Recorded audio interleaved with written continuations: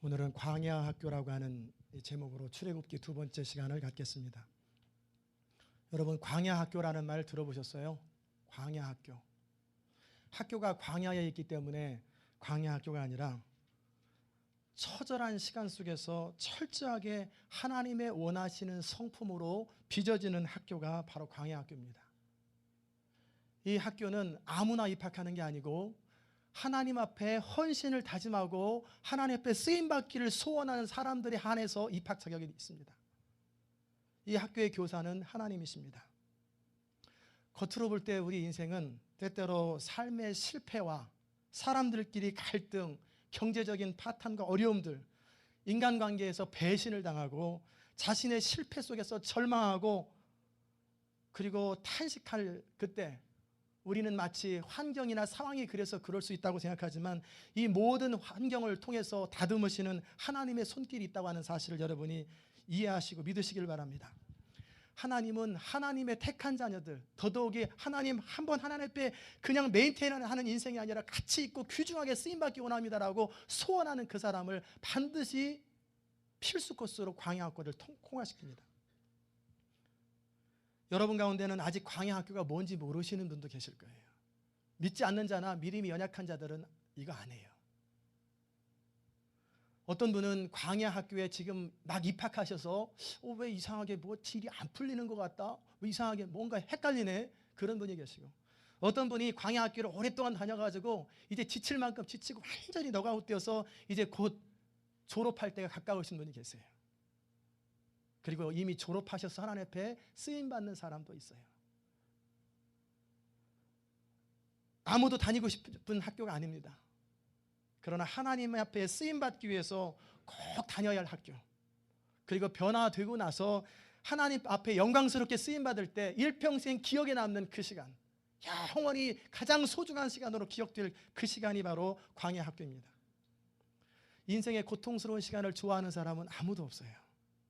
자신의 한계를 경험하면서 울부짖고 통곡하는 걸 좋아할 사람은 아무도 없습니다. 칠흑같이 어두운 터널, 이미 시작은 됐는데 돌아가자니 너무 멀고 앞으로 가자니 너무 막막하고 옆으로 가도 부딪히고 뒤로 가도 부딪히고 위로 가도 부딪히고 도무지 방법이 없는 거예요. 깜깜한 터널 같은 이 인생의 질곡 속에서 헤매고 싶은 사람은 하나도 없어요. 우리 모두는 인생이 착착착 풀리기를 바라고요, 형통하기를 바랍니다. 그럼에도 하나님은 하나님의 택한 자녀들, 하나님의 마음으로 쓰기를 원하시는 그 사람들을 이 광야 학교에 원튼 원치 않든 강제로 입학시킵니다. 다윗도 그랬고요, 요셉도 그랬고요, 바울도 그랬고요, 세례요한도 그랬고요. 성경의 모든 인물들은 이 광야 학교를 통과하고 난 사람들의 이야기입니다. 오늘 우리는 이 광야 학교에서 무슨 과목을 배우는지, 이 졸업하면 어떤 사람으로 변화되는지 함께 살펴볼 것입니다. 젊은 혈기로 나름대로 자신감이 넘쳐서 아브라함에게 허락하신 하나님의 그 출애굽의 약속을 이루어 보겠다고 시도하였지만 아무것도 이루지 못하고 미디안 광야에서 도망가서 쓸쓸하게 잊혀진 사람처럼 보내했던 그 모세의 이야기. 하나님께 택함을 받았습니다. 다른 사람들은 다 물에 빠져 죽었어요.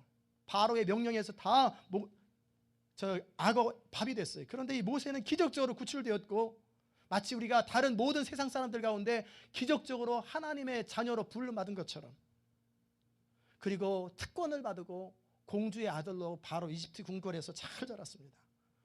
그럼에도 불구하고 그 모든 특권을 거절하고 하나님의 백성들과 함께 고난을 받기로 결정하고 그렇게 믿음의 길을 선택한 모세에게 왜 40년이라고 하는 그 기나긴 세월, 험한 인생의 아픔을 겪어야 했을까? 하나님은 하나님의 일을 이루기 위해서 아직 준비가 되지 않은 모세를 다음 단계 광야 학교로 철저하게 다듬으십니다. 하나님은 모세와 우리를 이 학교에서 무엇을 다듬기 원하십니까? 첫 번째는 참된 힘의 근원이 무엇인가를 배우기 원하는 거예요. 이집트에서 애굽 공주의 아들로 왕자로서 자라면서 모든 학술을 배웠고 문화를 배웠고 정치를 배웠고 군사적 지도자로서 모든 것을 갖췄고 사람들에게 인정받았고 3번이나 왕이 될 수 있는 것을 거절하고 그랬던 것은 하나님의 약속을 붙잡았기 때문에 그래요. 여러분이 이 아침에 편하고 쉽게 더 주무시고 놀러 가고 골프 치고 같이 나갈 수 있었는데 그렇지 않냐고 이 자리에 나온 것과 마찬가지로 모세도 믿음의 결단을 한 사람이에요. 편안한 생활, 모든 것이 갖춰져 있는 왕자로서의 삶을 버리고 하나님의 백성으로 고난받는 길을 선택하고 그 마음속에는 나는 히브리인이요, 나는 하나님의 백성이요, 아브라함에게 약속하신 그 하나님의 비전을 이루고 싶은 간절한 소망이 있었어요. 그것을 위해서 지금까지 배웠던 모든 것, 모든 경험과 모든 학문과 모든 리더십을 발휘해서 출애굽의 역사를 이루고 싶었어요. 마치 우리가 그동안 세상의 많은 경험들, 지금까지 살아왔던 많은 경험들을 가지고 내 은사와 탤런트를 가지고 하나님 앞에 쓰임받으려고 할 때, 하나님 앞에 드려졌을 때 실패하는 것과 똑같이 모세도 실패합니다. 이집트인에 의해서 매를 맞고 있는 자신의 동포, 오죽해 하면 때리겠어요? 맞겠어요? 그냥 힘들고 너무 지쳐가지고 짐승처럼 취급받으면서 힘이 약해 쓰러져 있는 사람을 몽둥이로 때리고 채찍하는 이 장면을 바라보면서 그를 이집트인을 쳐서 죽여버리고 모래에 파묻고, 그리고 이스라엘 백성들을 동원해서 이제 내가 이집트 왕자가 아니라 너희들을 구원할 하나님의 딜리버러, 그렇게 하려고 했는데 이스라엘 백성들은 오히려 모세를 거절하고 모세 행동을 비난하고 모세를 인정하지 않습니다. 이 이야기를 듣고 모세는 처절한 패배감과 좌절감을 아는 채 광야로 도망가 버렸습니다. 모세는 하나님의 뜻을 행하려고 하는 마음도 있었고 하나님께서 자신을 통해서 이 일을 이룰 거라고는 확신도 있었어요. 그리고 그 일을 해야 할 사람 바로 나다라고 그 열정도 있었어요. 그런데 왜 실패했겠습니까? 최선을 다했는데 실패했어요. 왜 실패했습니까? 모세는 열정이 있었지만 지식이 없는 열정이었어요. 하나님에 대해서 너무나 무지하였고 하나님의 방법이 아닌 지극히 인간적인 방법으로 하나님의 일을 하려고 했던 거예요. 40살의 모세는 자신의 능력으로 할 수 있는 것은 사람을 죽이고 군대를 동원해서 싸움을 통해서 출애굽의 역사를 이루려고 하는 그 방법이었어요. 그게 상식적으로 이해가 되는 방법이고 충분히 그래야 된다라고 모든 사람이 공감할 만한 그런 지극히 정상적인 방법이에요. 그리고 이 자신의 헌신과 자신의 희생과 결단을 하나님이 축복해 주길 바랬어요. 하나님이 축복하옵소서, 나는 하나님께 드려진 사람입니다. 그런데 목적이 선하고 귀했는데도 불구하고 하나님이 도와줄 줄 알았는데 결국 쓰라린 패배감을 맛보아야 했던 거예요. 이집트인을 죽인 것은 충동적이었고 지극히 젊은 혈기요 의협심이었던 거예요. 하나님은 이런 방법으로 역사하지 않습니다. 거기에는 하나님이 없어요. 우리가 분명히 알아야 될 건 뭐냐면 하나님의 일은 하나님이 주도권을 잡으시고 하나님의 사람을 사용하셔서 하나님의 때에 하나님의 방법으로 이루어진다는 사실입니다. 한번 따라 세봅시다. 하나님은 하나님의 일을 하나님이 주도권을 잡으시고 준비된 하나님의 사람을 통해서 하나님의 때에 하나님의 방법으로 이루십니다. 이것을 기억해야 돼요. 모세는 하나님을 위해서 살겠다고 하는 결단과 헌신은 너무 좋았어요. 그러나 하나님의 방법을 몰랐고 하나님의 시기도 몰랐고 하나님께 전적으로 내어드리면서 그분 말씀 앞에 순종하는 것이 뭔지를 몰랐고 힘으로 되지 아니하고 능으로 되지 아니하고 여호와의 신으로만 된다고 하는 스가랴의 고백을 깨닫기는 너무나 몰랐어요. 모세가 40년이라고 하는 그 처절한 광야 시간을 지나면서 깨달은 것은 내 힘으로 할 수 있는 것이 하나도 없구나. 내가 할 수 있는 게 하나도 없구나. 모세는 애굽의 장관으로서 군대 장군으로서 명령하는 것에 익숙했고 말 한마디면 모든 사람이 착착착 들었고 모든 것이 됐어요. 자신의 권위를 드러내는 것, 사람에게 인정받는 것, 자신의 능력대로 하면 모든 것이 된다는 것을 경험했어요. 그렇게 세상에선 됐어요. 이런 사람의 특징을 자기 자신이 드러나는 거예요. 모세는 독립의지가 아니라 하나님을 의지하는 것이 뭔지를 배워야 했어요. 광야학교를 통과하면서 하나님의 사람에게 중요한 것은 뭔가를 행하는 것보다는 하나님의 사람이 먼저 되는 것이 뭔지를 배워야 됐어요. 우리가 하나님을 위해서 뭔가 행동하는 것보다 더 중요한 것은 하나님과 친밀한 교제를 나누고 그분과 사랑의 관계 속에 충분히 있는 것. 그래서 하나님의 사람으로 빚어지는 것이 더 중요하다는 사실을 우리가 알아야 합니다. 이 광야를 통과하면서 모세는 자신이 지극히 평범한 사람이요 탁월한 사람도 아니고 뛰어난 사람도 아니고 오히려 부족한 사람이요 못난 사람이요 내가 주를 위해서 할 수 있는 게 아무것도 없다는 사실을 발견하는 거예요. 처음에는 자기가 하는 일에 하나님이 축복하기를 바랬지만 결국 이 광야를 통과하면서 하나님이 3장에서 부르실 적에 떨기나무에서 불이 활활 타오르는데 광야에 생활하면서 왜 떨기나무를 안 바뀌었어요? 많이 봤지요. 그런데 그 떨기나무가 푸르륵 한 2, 3분 만에 타지 않냐고 계속 타는 걸 보면서 신기해서 내가 가서 보리라 하고 갔을 때 하나님께서 그 가운데 모세야 그리고 그에게 사명을 맡겨주실 때 모세는 뭘 느끼냐면 나는 평범한 사람이구나.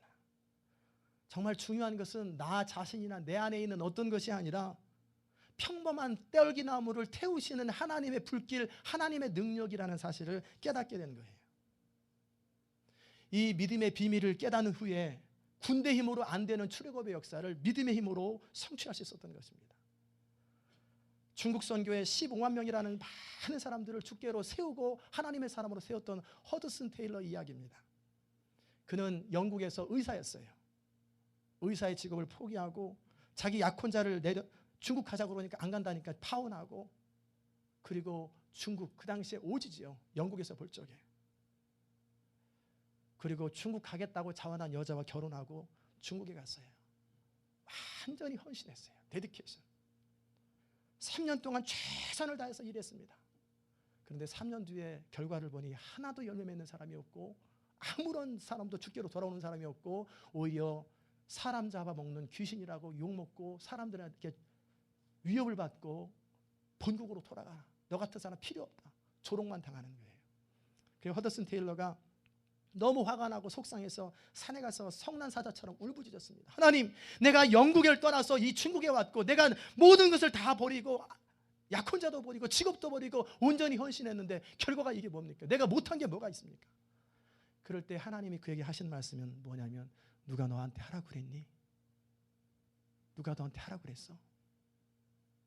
자기는 하나님을 위해서 하면 되는 줄 알았어요. 그런데 하나님은 그를 그렇게 하라고 이끄신 적이 없어요. 그때 허더슨 테일러가 깨달은 게 뭐냐면, 내가 하는 게 아니구나. 하나님이 나를 통해서 하시는 것이고 하나님의 일은 하나님의 방법으로 하나님의 때에 준비된 드려진 내 마음을, 내 인생을 통해서 하나님이 친히 이루시는구나 사실을 깨닫고 나서 그 다음부터 모든 사역은 열매가 나타나기 시작하고 수십만 명의 사람들이 주께로 돌아오고 헌신하고 사역자로 세워지는 거예요. 이 비밀을 깨달은 사도 바울은 빌립보서서 이런 고백을 합니다. 그러나 무엇이든지 내게 유익하던 것을 내가 그리스도를 위하여 모든 것을 잃어버리고 배설물로 여김은 그리스도를 얻고 그 안에서 발견되려 함이니. 사도 바울은 가말리알 문화에서 공부를 했어요. 요즘은 하버드 대학보다 더 뛰어난 곳에서 공부했고 베냐민 지파 출신도 기가 막힙니다. 유대인 중에 유대인이요, 로마 시민권까지 있고 모든 것이 갖춰진 사람이에요. 그런 사도 바울이 하나님을 사랑하는 열정으로 했던 것이 사람 죽이는 거예요. 그리고 사람들을 감옥에 집어넣는 거예요. 하나님의 교회를 해방하는 일밖에 못했다는 거예요. 지금도 교회가 많은 어려움들이 있는 교회가 너무나 많지요. 그 어려움의 그 핵심의 인물들을 보면 열정 없는 사람 없어요. 다 헌신한 사람들이고 다 열심히 있는 사람들이고 심지어는 신학교까지 졸업하고 안수까지 받았고 그리고 장립까지 받았고 정말 충성스럽고 새벽마다 나오고 기도하고 모든 면에 갖춰져 보이는 사람들에 의해서 교회가 깨져요. 그런 사람들에 의해서 교회가 어지럽단 말이에요. 이게 뭡니까? 광야를 통과하지 않았기 때문에 그래요. 사도 바울은 이 많은 아픔을 겪고 나서 그리스도와 십자가 외에는 아무것도 자랑하지 않겠다. 죄와 자아에 대해서는 죽고 오직 그리스도에 대해서만 사는 사람으로 바뀐 거예요. 이런 사람이 되어야 하나님의 일을 할 수 있는 것입니다. 그렇지 않다면 할 수는 있어요. 시작은 할 수 있지만 열매가 없고 결국은 번아웃되고 주저앉을 수밖에 없는 거예요. 이 40살의 모세가 이스라엘 백성들을 데리고 인도했다면 어떻게 될 뻔했겠어요? 싸움을 해서 군대를 통해서 설령 이겼다 할지라도 이스라엘 백성들이 광야에서 얼마나 많이 불평합니까? 하나님의 사람 모세와 아론을 돌로 치려고 하고 불평하고 원망하고 비방하고 대적하고 무리를 지어서 그 사람들 쫓아내려고 하고 몰아내려고 하고 수없이 많이 40년 내내 그랬어요. 그럼에도 그들과 싸우지 아니하고 묵묵히 그들을 사랑하고 심지어 믿음이 없고 목이 곧은 이스라엘 백성들을 하나님이 심판하시고 다 죽여서 내가 이 사람들을 다 멸망시키고 너의 자손을 통해서 새로 시작하자. 그럴 때 그들을 용서해 주시고 그러면 어떻게 됩니까? 하고 차라리 내 이름을 생명책에서 지워달라고 할 만큼 그렇게 사람들을 사랑하고 온유했던 사람이에요. 이 40살의 젊은 혈기인 모세라면 이것은 있을 수가 없는 일이에요. 우리 주님께서 하나님의 일을 할 적에 얼마나 많은 회방과 멸시가 있습니까? 얼마나 많은 비난과 조롱이 있습니까? 우리가 그냥 사람들 좋은 이야기, 친교하고 적당히 사는 것, 그런 것 할 때는 회방이 없어요. 그러나 생명을 구원하고 하나님의 일을 정말 제대로 한번 해보려고 하면 비난이 많고 회방이 많고 여러 가지 압력들이 많이 들어오게 돼요. 그럼에도 불구하고 묵묵하게 하나님이 주신 사명을 감당했던 예수님처럼 근본 하나님과 본체이시나 하나님과 동등됨을 취할 것으로 아니하시고 종의 영상을 입고 주먹으로 맞고 침뱉음을 당하고 귀신 소리 듣고 별 얘기를 다 들어 묵묵하게 자신의 길을 걸어갔던 그 주님의 길을 우리는 배워야 합니다. 여러분이 광야를 통과해서 하나님 앞에 쓰임받기 합당한 사람인지 아닌지 구별하는 방법이 여기 있습니다. 여러분이 주의를 하려고 하는데 누군가 사람들이 여러분을 무시하고 비난하고 비판하고 조롱할 때 대항하지 아니하고 잠잠히 기도하며 오히려 그들을 불쌍히 여기고 그들을 축복하면서 기도할 수 있다면 광야를 통과한 사람이에요. 하나님의 일을 할 적에 인간적인 힘은 별로 의미가 없어요. 우리가 지식이 얼마나 많든지 얼마나 언변이 뛰어나든지 재산이 얼마나 많든지 그것이 세상 사는 데 도움이 될지 몰라도 하나님의 일을 하는 데 오히려 방해거리만 된다는 거예요. 여러분 기드온 이야기를 잘 아실 겁니다. 미디안 족속하고 전쟁을 했어요. 이 사람들이 압제가 너무 심하니까 하나님께서 기드온을 택하셔서 그 일을 하라고 하실 때 기드온은 32,000명을 소집했습니다. 근데 미디안 군사는 13만 5천 명입니다. 수적으로 4배나 돼가지고 싸움이 안 되는 거예요. 그런데 하나님 어떻게 하십니까? 다 보내라. 그리고 300명만 남겨놓고 다 집으로 돌아가게 해라. 여러분 300명하고 13만 5천 명하고 싸우면 누가 이기겠어요? 도무지 이해가 안 되고 도무지 계산이 안 되는데 하나님은 그 싸움에서 이스라엘 백성들을 손끝 하나 다치지 않고 머리끝 하나 해하지 아니하고 그 13만 5천 명을 다 해결했던 거예요. 하나님의 일은 사람의 숫자로 하는 거 아니고요, 힘으로 하는 것도 아니고 능력으로 하는 거 아니에요. 무디 목사님이 참으로 하나님 앞에 귀하게 쓰임받을 때 한 신학생이 무디 목사님한테 뭐라고 말씀하셨냐면, 목사님의 설교를 제가 들을 때 문법이 38번을 틀렸습니다. 앞뒤가 안 맞는 얘기가 많습니다. 그럴 때 무디 목사님이 이렇게 말씀하셨어요. 그래, 그러네. 나는 학교를 다닌 적이 없네. 그러나 하나님이 나를 사용하시는데 자네는 그 모든 걸 배웠는데 자네를 통해서 몇 사람이나 죽게 돌아왔는가? 하나님이 당신을 쓰는가? 하나님은 전능하십니다. 우리의 재능, 우리의 방법, 우리의 계획은 하나님 앞에 도움 안 돼요. 하나님께 필요한 것은 뭐냐면 전능하신 하나님을 신뢰하는 믿음과 함께 하나님이 말씀하시면 내가 철저하게 순종할 수 있는 것, 그것이 하나님의 일을 하는 조건입니다. 제가 이런 이야기를 말씀드릴 때 무슨 말인지 안 느껴지시는 분은 언젠가 광야를 통과하면 무슨 말인지 알게 됩니다. 이게 바로 십자가의 복음이고 십자가의 원리예요. 하나님이신 예수님께서 죽기까지 자신을 낮추시고 십자가에 못 박히셨는데 이 십자가에는 양면이 있어요. 하나는 자기 자신에 대해서는 철저하게 죽은 것이요, 하나님을 향해서는 산 자라는 뜻입니다. 하나님은 세상에서 미련한 자들을 택하사 지혜 있는 자들을 부끄럽게 하시고 약한 것들을 택하사 강한 것들을 부끄럽게 하시고, 하나님께서는 세상에 천한 것들과 멸시받는 것들과 없는 것들을 택하사 있는 것들을 폐하신다는 것, 이게 하나님의 일입니다. 왜 그렇게 하십니까? 아무 육체라도 하나님 앞에 자랑하지 못하게 하려고. 사람이 자기 자신에 대해서 자신 있는 사람, 할 수 있다고 생각하는 사람은 기도 안 합니다.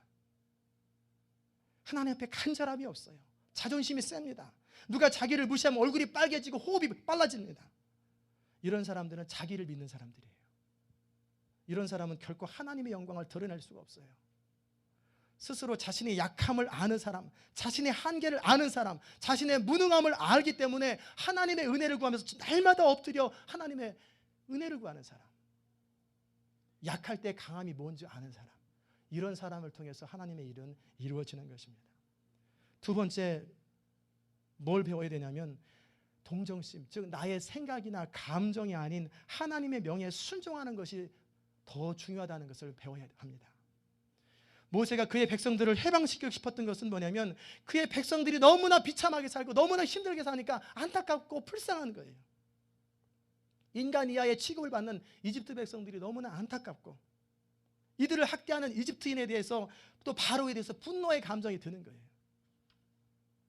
급기야는 그 사람들을 보복하고 싶어서 주변을 돌아봐 사람이 없자 쳐 죽이는 거예요.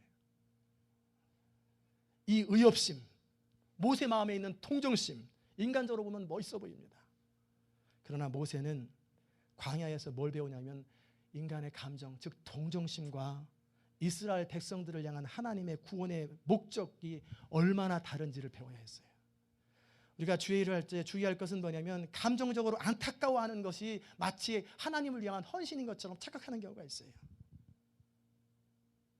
인간적인 감정은요, 좋을 때는 좋지만 안 좋을 때는 극단적으로 치우치는 거예요. 교회를 바라보면서 마치 안타깝고 내가 다 해야 될 것 같고 이것도 해야 될 것 같고 정말 감정이 막 듭니다. 이것도 해야 되고 저것도 해야 되고 안타깝고 이리저리 뛰어다닙니다. 그러다가 어느 순간에 안 좋을 때는 내가 그렇게까지 했는데 나를 알아주지 않는다고 허탈해하고 분노하고 돌아서 버립니다. 동정심이나 감정으로 하고 자기 생각으로 할 때는 좋을 때는 한없이 좋아해요. 그러나 나쁠 때는 미워지는 것이 인간의 감정이에요. 여러분이 부부 생활하면 잘 알잖아요. 좋을 때는 세상에 둘도 없는 사람이잖아요.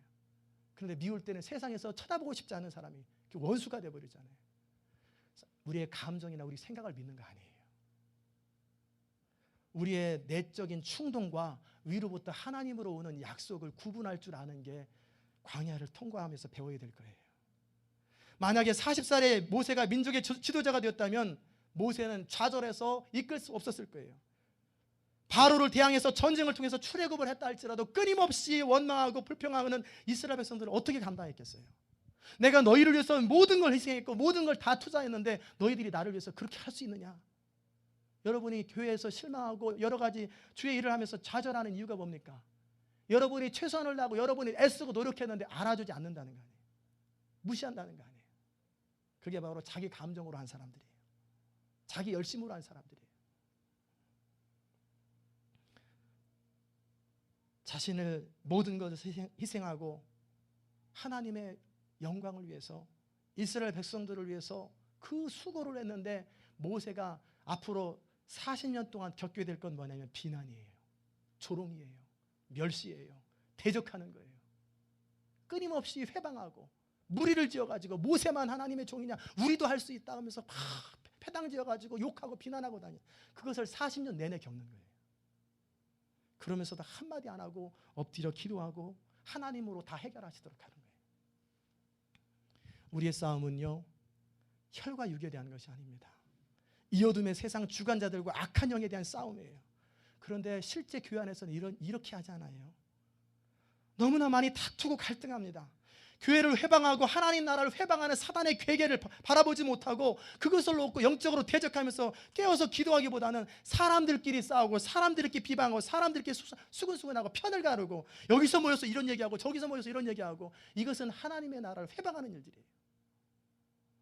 인간적인 감정으로 하는 게 아니에요. 영적으로 이 흐름을 파악하면서 대적하면서 깨어서 기도하는 사람이 교회를 정말 지키는 사람이에요. 여러분의 입에서 비난과 비판과 혈기가 앞선다면 그건 아직 다듬어지지 않았다는 증거예요. 우리가 싸우는 건 사람하고 싸우는 게 아니에요. 이 어둠의 세상 주관자들과 배후에서 역사하는 사단과의 싸움인데 우리는 이 영적 전쟁은 하지 못하고 사람과 싸우다가 결국 다 지쳐버리고 하나님의 나라는 무너지고 결국은 사단에게 이용당하고 그리고 아픔을 겪고 무너져 버리는 거예요. 이게 바로 광야를 통과하지 못한 사람들이 자기 열심으로 주의 일을 한다고 했을 때 일어나는 결과입니다. 사도 바울은 빌립보서 1장에서 이런 고백합니다. 바울이 빌립보 감옥에 갇혔어요. 복음을 전하다가. 그런데 바울이 성격이 강하고 독특하니까 바울을 비난하고 무시하는 사람들이 많았어요. 그런데 하나님께서 바울을 통해서 역사들이 막 일어나니까 대적할 수는 없고 그런데 그러다 바울이 감옥에 가니까 거봐라 저 봤다 바울 저 내가 그럴 줄 알았다고 조롱하고 바울만 하나님의 일을 하냐? 나도 한다 하면서 하나님의 일을 하겠다고 막 복음을 전하는 사람이 있어요. 반면에 바울이 갇혔으니 나라도 해야지 안타까워서 복음을 전하는 사람이 있어요. 이 이야기를 다 듣고 나서 바울이 무슨 고백을 합니까? 외모로 하나, 즉 폼으로 하나, 형식으로 하나, 시기와 다툼과 감정, 이 다툼의 감정으로 복음을 전하든지 아니면 정말 하나님 나라를 위하는 순수한 열정으로 복음을 전하든지 상관없다. 전해지는 것이 예수 그리스도라면 나는 기뻐하고 기뻐한다. 나의 간절한 기대와 소망을 따라 아무 일이든지 부끄럽지 아니하고 오직 전과 같이 이제도 온전히 담대하여 살든지 죽든지 내 몸에서 그리스도가 존귀히 되게 하나니 이는 내게 사는 것이 그리스도니 죽는 것도 유익함이라. 이게 사도 바울의 고백이에요. 모세가 나중에 어떤 일이 있었냐면 하나님께서 이스라엘 이드로의 말을 듣고 사람들을 지도자들을 모았는데 그리고 하나님께서 그들 가운데 기름 부어주시고 충만케 하셨는데 거기에 모세가 부를 때 오지 않았던 사람들이 있어요. 왜 안 왔는지, 자존심 때문에 안 왔는지, 리더십을 따르지 않았는지. 그런데 그들 가운데도 하나님의 영이 임했어요. 그리고 예언을 하고 그러자 사람들이 모세님 이 모임에 참여하지 아니하고 당신에게 협조하지 않는 사람에게도 하나님의 영이 임합니다. 그럴 때 모세가 뭐라고 합니까? 너가 나를 위해서 분노하느뇨? 너가 나를 위해서 시기하느뇨? 나는 하나님이 모든 이스라엘 백성들에게 동일하게 나와 같은 영을 주시기를 원한다. 이게 모세의 마음이에요.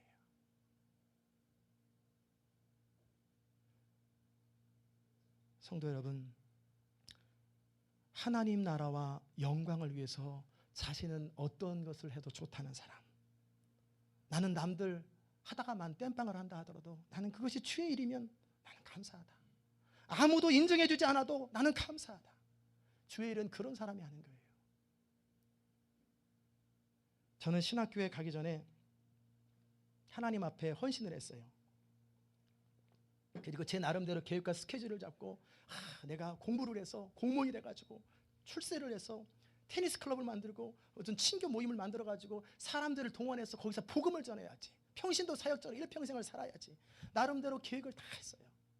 나는 주의종 같은 거, 목회자 같은 거 안 한다. 나는 그런 거 안 하고도 얼마든지 할 수 있다. 자신감이 넘쳤어요.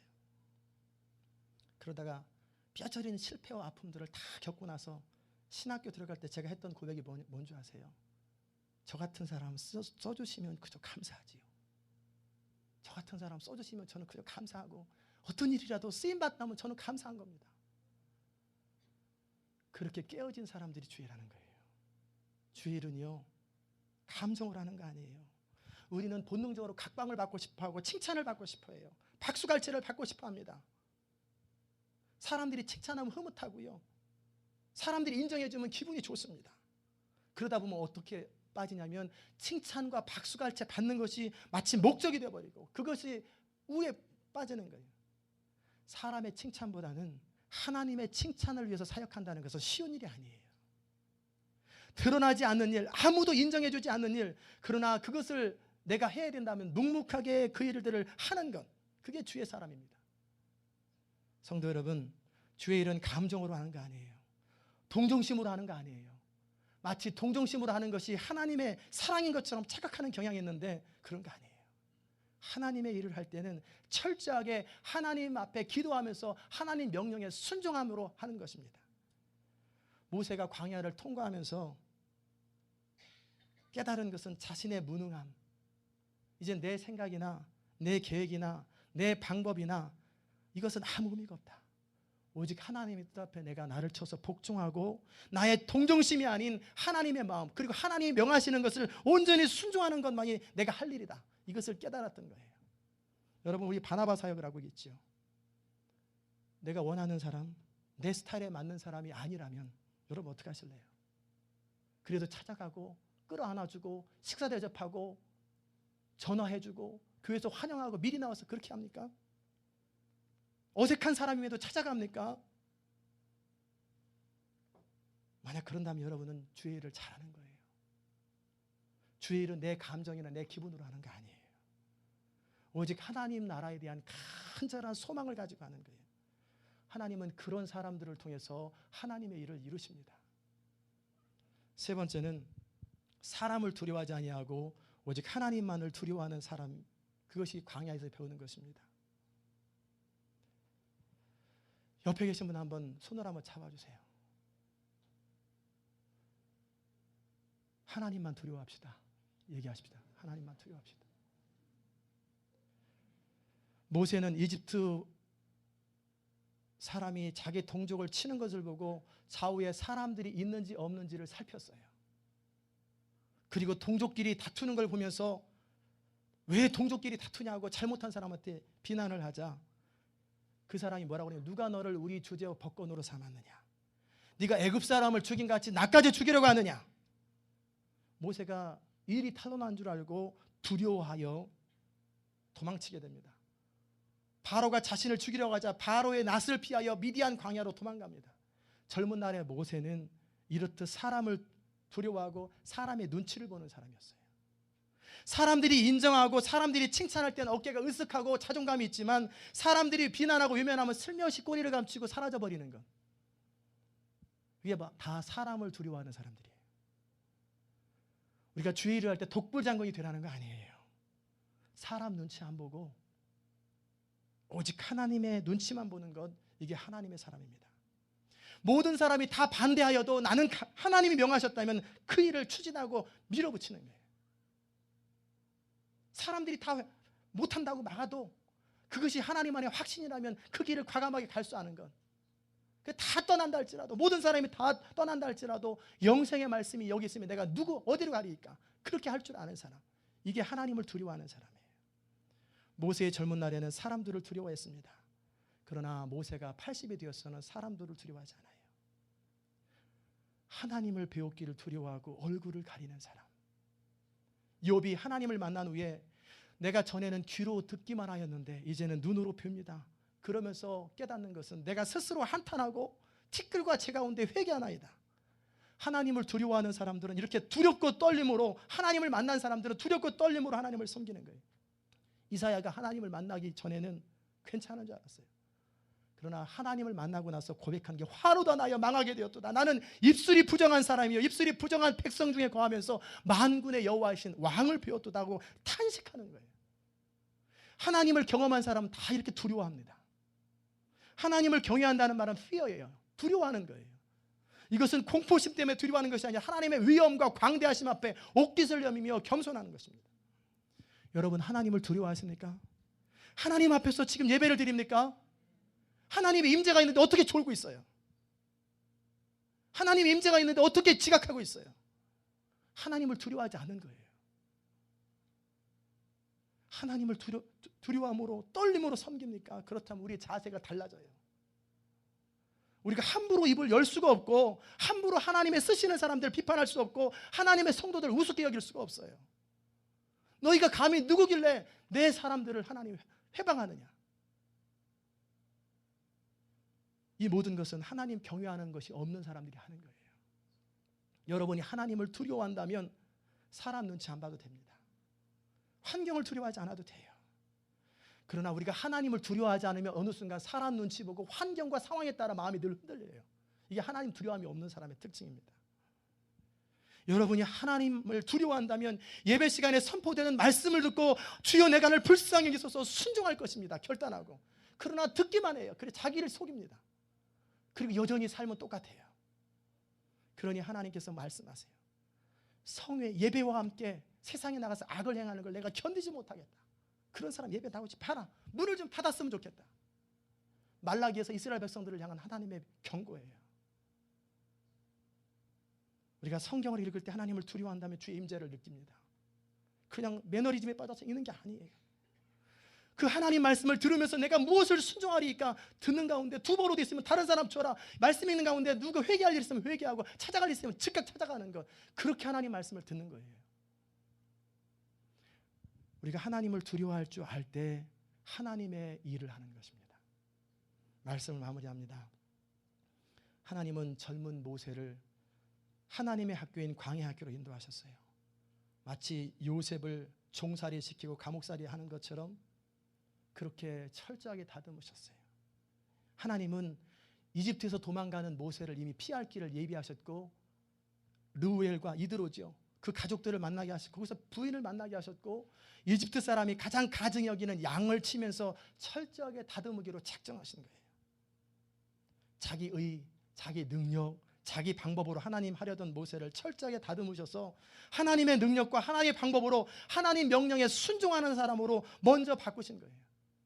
여러분들이 이 시온 인터내셔널 교회 오셔서 먼저 일하려고 하지 마세요. 먼저 다듬어지세요. 먼저 철저하게 다듬어지면 그때 한 번, 두 번 일하는 것이 그 다듬어지지 않은 상태에서 일 망치는 것보다 훨씬 나아요. 하나님은 우리가 60년을 해도 안 되는 것을 단 6일이면 할 수 있어요. 인간적인 동정심으로 하지 마십시오. 하나님은 하나님의 사람은 하나님 명령에 온전히 순종하면서 시키는 것을 순종하는 그렇게 하는 거예요. 사람들 의식하고 사람들 눈치 보지 마시고 사람 두려워하지 마십시오. 하나님만 두려워하고 하나님만 의식하고 하나님 앞에서 하십시오. 하나님께서는 하나님의 일을 아무에게나 맡기지 않습니다. 철저하게 다듬어진 사람을 통해서 철저하게 하나님의 방법으로 그 일을 이루어서 하나님의 영광을 드러냈습니다. 이 사실을 분명히 깨닫게 될 때 우리는 하나님의 손에 붙잡혀서 쓰임받는 도구가 되는 거예요. 그럴 때 우리의 삶은 최고의 영광스러운 삶을 사는 거예요. 하나님은 우리가 이 땅에 살면서 풍성하고 영광스러운 삶을 살기 원하세요. 예수님께서 말씀하시기를 내가 온 것은 생명을 얻게 하고 더 풍성히 얻게 하려 합니다. 어느 분 말마다 하나 이민사회 늘 그저 똑같은 생활 날마다 반복되는 그런 삶을 넘어서서 하나님은 여러분과 저를 영광스러운 인생으로 바꾸기를 원하십니다. 그렇다고 모두 다 선교사가 되는 거 아니고 모두가 다 목회자가 되는 것이 아니에요. 있는 그 자리에서 우리가 생명 구원을 위해서 쓰임받게 될 때 우리의 삶은 완전히 바뀌고 감격으로 바뀌는 거예요. 하나님은 모세를 위해서 모세를 부른 거 아니에요. 우리가 착각하는 것 중에 하나가 뭐냐면 하나님이 나를 사랑하셔 나를 부른 거라고 생각하세요. 그렇지 않아요. 바울은 이것에 대해서 일평생 이방인의 사도로서 빚진 심정을 가지고 이방인을 위해서 나를 부르셨구나. 우리 사역의 대상을 위해서 우리를 부르신 거예요. 여러분이 바나바 사역을 누굴 맡겼든지 셀그룹을 맡겼다면 여러분이 위에서 맡긴 거 아니에요. 돌봐야 될 사람들, 잃어버린 사람들을 챙기라고 맡긴 거예요. 하나님은 이스라엘 백성들의 탄식 소리를 들으시고 그들의 부르짖음을 들으시고 보시고 우고를 아시고 아브라함과 이삭과 야곱에게 허락하신 하나님의 약속을 이루시기 위해서 하나님의 사람 모세를 택하신 거예요. 결국 모세가 선택받은 이유는 모세가 아니라 그 이스라엘 백성들을 위해서 선택받은 거예요. 마찬가지로 지금도 예수 그리스도를 알지 못하고 교회를 다니지만 하나님을 경험하지 못하고 풍성하고 의미 있는 삶이 뭔지도 모르고 행복하고 감격스러운 삶이 뭔지도 모르고 그렇게 살아가는 사람을 안타깝게 여기십니다. 그래서 바로 여러분들을 먼저 부르신 거예요.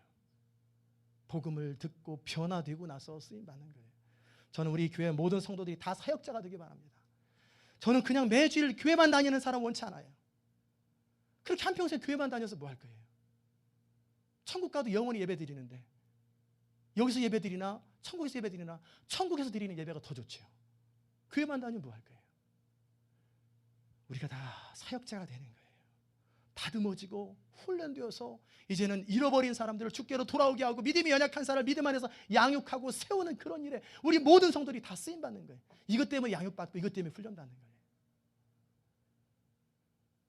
우리가 그 생명을 구원하려고 하는 안타까움을 가지고 사람들을 주께로 돌아오게 하고 이런 일에 물질을 투자하고 이런 일에 기도를 투자하고 시간을 투자하고 내 사랑과 온 관심을 쏟는 건 이게 사역자입니다.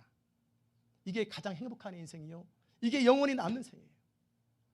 하나님은요 이렇게 우리가 다듬어 주시면 우리 사업과 비즈니스 시간을 조정해 주시고 우리가 그렇게 24시간 몸부림 많쳐도 15시간 14시간 일 안 해도 그보다 적게 하고 남은 시간 주의 일을 하도 다 되게 만드세요.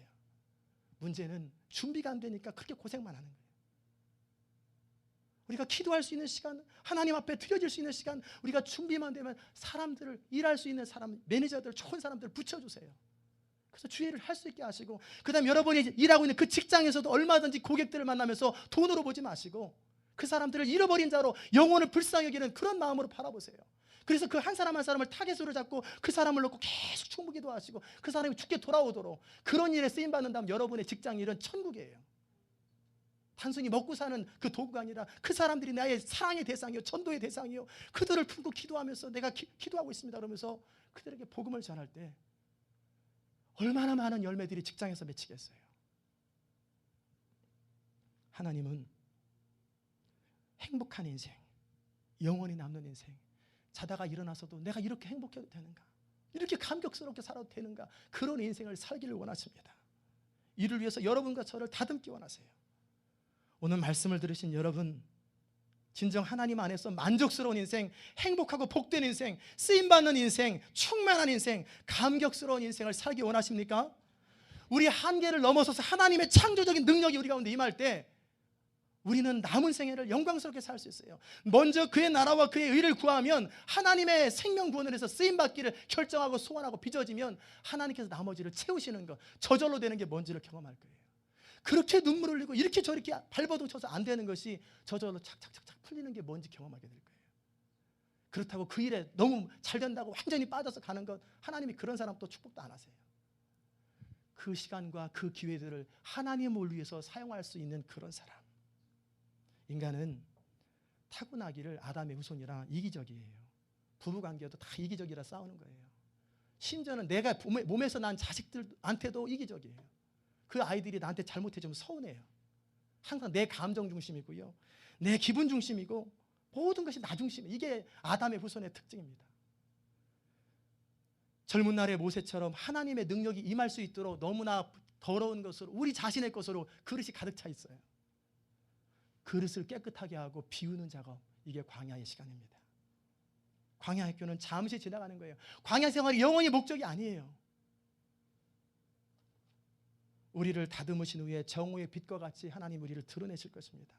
하나님께서는 여러분과 저를 시온 인터내셔널 교회에 모으셨어요. 교회마다 다 스타일이 있고 교회마다 문화가 있어요. 우리 교회는 어떤 사람들이 모입니까? 제대로 믿고 싶은 사람들, 하나님을 경험하고 싶은 사람들, 한번 확실하게 쓰임받고 싶은 사람들이 모이는 교회가 우리 교회예요. 그래서 모든 사람들이 다 사역자가 되는 거예요. 여러분, 지금 삶의 자리가 광야이십니까? 그 광야를 오히려 즐기십시오. 이 광야를 통해서 나를 다듬어 주시되 확실히 다듬어 주세요. 여러분을 다 다듬고 나시면 우리가 졸업하지 말라고 그래도 하나님이 어느 날 찾아오세요. 요셉을, 감옥에 있는 요셉을 불러가지고 자연스럽게 끌어내는 것처럼, 다 다듬어지고 나면 다윗을 어느 날 갑자기 불러서 왕을 세우는 것처럼, 모세가 숨어서 잊혀진 채로 있는데 하나님이 찾아오셔서 사명을 주시는 것처럼, 우리가 하나님 앞에 왜 하나님의 음성을 못 듣고 하나님의 비전과 사명을 못 받냐면 아직 순종하고 아직 다듬어지지 않아서 그래요. 우리가 다듬어지고 나면 우리가 안 한다고 그래도 하나님이 강제로 맡기세요. 왜? 할 줄 알기 때문에. 여러분이 광야의 학교에 속히 입학하시고 또 입학하신 분은 얼른 졸업하시기 바랍니다. 남은 생에는 여러분의 인생은 참으로 창대하고 영광스럽게 쓰임받기를 간절히 소원합니다. 이게 하나님의 목적이에요. 내 소원은 마침내는 내 자녀들에게 복을 주려 합니다. 마침내는 창대케 하려 합니다. 그렇게 여러분이 쓰임받고 여러분의 자녀들과 가문이 대대로 쓰임받는다면 얼마나 영광스럽겠어요. 이 축복이 여러분에게 넘치시기를 주의 이름으로 축원합니다. 기도하십시다. 하나님, 감사합니다. 우리가 지난 시간 동안 살펴볼 적에 나의 열정과 나의 능력과 나의 한계를 가지고 주일하다가 얼마나 많이 상처받고 힘들고, 이제 다시는 주일 안 한다, 좌절하고 허탈해하고 사람들한테 질리고 환경에 질리고 내 자신한테 질리고 얼마나 많이 그랬습니까? 하나님, 이제는 우리가 하나님 앞에 다듬어지기 원합니다. 광야를 통과하여서 하나님께 드려진 인생, 나의 감정이나 생각으로 하는 것이 아니라 하나님 앞에 철저하게 다듬어져서 위로부터 내려오시는 하나님의 능력을 따라서 주의를 감당하는, 저절로 되는 인생, 열매 맺는 인생이 될 수 있기를 소원합니다. 하나님, 사람들을 두려워하지 아니하고 하나님만을 두려워하는 사람이 되기 원합니다. 주님, 저희를 다듬어 주시고 저희를 철저하게 정결하게 하시고 거룩하게 하여 주옵소서. 예수 그리스도의 귀하신 이름으로 기도드리옵나이다. 아멘. 자리에 일어나셔서 505장, 우리 주님을 본받기 원하는 마음으로 505장 찬송하십시다.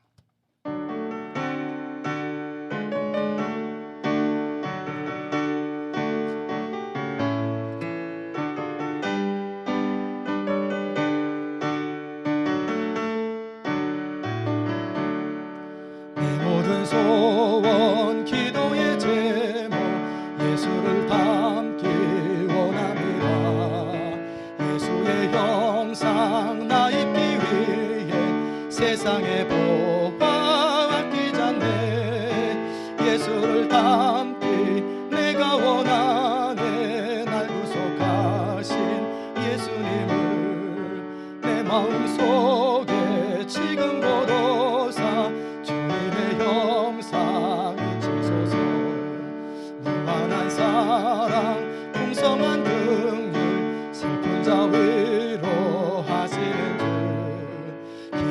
죄인 부르는 예수 그 영상 함께 하옵소서.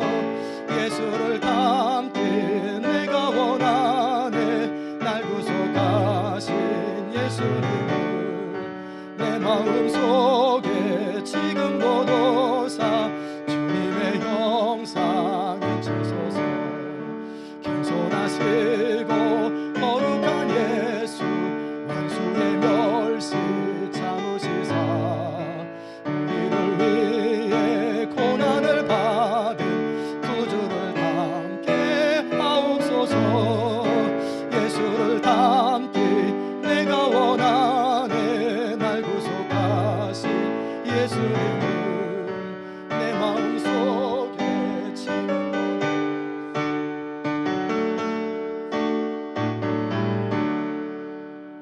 우리 이 시간 기도하십시다. 하나님 앞에 반주하십시오. 하나님, 예수를 닮기 원합니다. 주의 일을 감당할 적에 무시가 있고 멸시가 있고 조롱이 있어도 하나님의 부르심을 따라서 온전히 자신의 길을 걸어가는 사람, 말씀을 들으면서 여러분 마음속에 다가오고 깨우쳤던 거예요. 우리가 일하는 것보다 더 중요한 것은 하나님의 사람이 되는 거예요. 행동하는 것보다, 열심히 하는 것보다 중요한 것은 우리 자신이 갖춰진 상태에서 3년 하는 것이 30년보다 더 낫습니다. 정말 갖춰지게 해달라고, 정말 주님을 닮게 해달라고. 세례는 6개월 동안 했지만 모든 사람보다 뛰어난 일을 했고, 예수님은 3년을 했지만 온 세계를 구원하셨어요. 갖춰지게 하소서, 다듬어지게 하소서. 우리 같이 통성으로 같이 함께 기도하시겠습니다. 하나님 아버지, 은혜를 진심으로 감사합니다. 하나님 아버지, 우리가 이 광야 학교를 공부하기 원합니다. 하나님, 너무나 많이 나의 열심과 나의 혈기와 나의 감정으로, 나의 기분으로 주의 일을 하려고 했던 저희의 어리석음을 주님 용서하여 주시옵소서. 그래서 번번이 열매도 없고 실패했던 경험들, 그래서 지쳐버리고 탄식해버리고 무너져버렸던 저희들의 연약함들을, 악한 부족함들을 바라봅니다.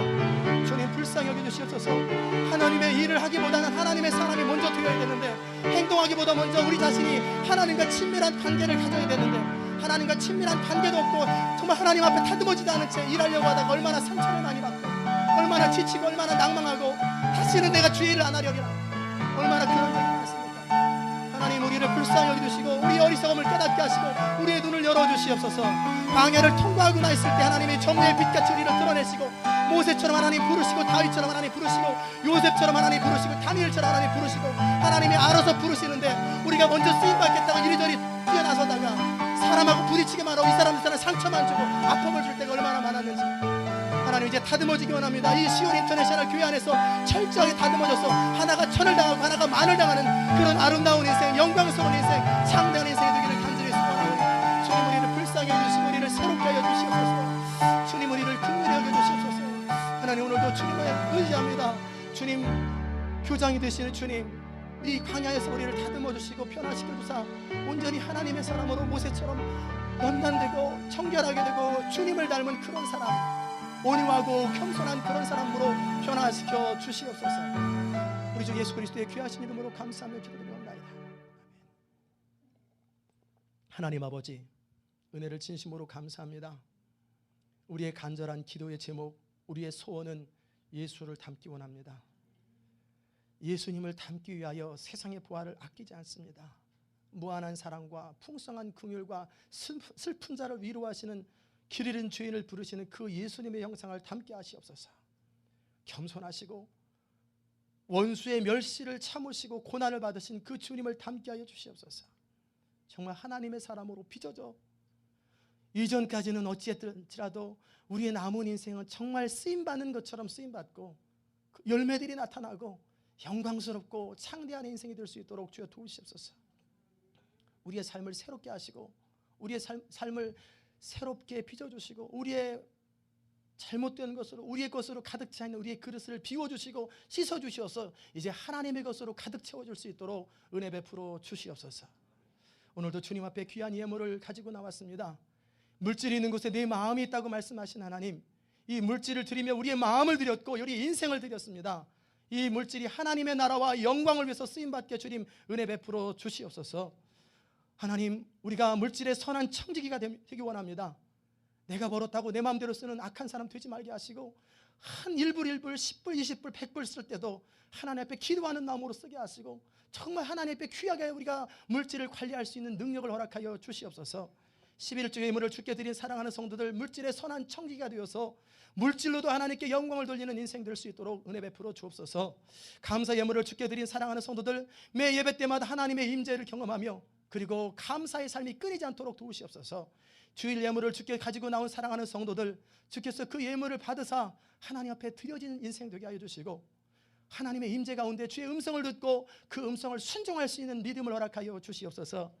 그의 나라와 그의 일을 구하며 선교 예물로 구제 예물로 창학 사업으로 전도 예물로 주 앞에 드린 사랑하는 성도들 주께서 받으시옵소서. 영혼이 잘된 같이 범사에 잘되는 복을 허락하여 주시옵소서. 주의 몸된 교회를 위해서 수고하는 사랑하는 성도들 보이지 않게 수고하는 주의 종들 주께서 그들의 수고와 눈물을 받으시옵소서. 참으로 겸손하게 자기의 자리를 지키는 주의 성도들 주께서 그들의 삶을 통해서 하나님의 영광을 드러내 주시옵소서. 감사드리며 예수 그리스도의 귀하신 이름으로 기도드리옵나이다. 아멘. 이제는 우리 주 예수 그리스도의 귀하신 은혜와 하나님 아버지의 무한하신 사랑과 성령의 감화 감동 교통하시는 역사가 오늘도 하나님의 학교인 광야학교에서 다듬어진 후에 하나님 앞에 영광스럽고 귀하게 쓰임받기 원하는 주의 귀한 성도들 머리 위에 인생 가운데 이제부터 영원까지 함께 하시기를 간절히 축원하옵나이다. 아멘.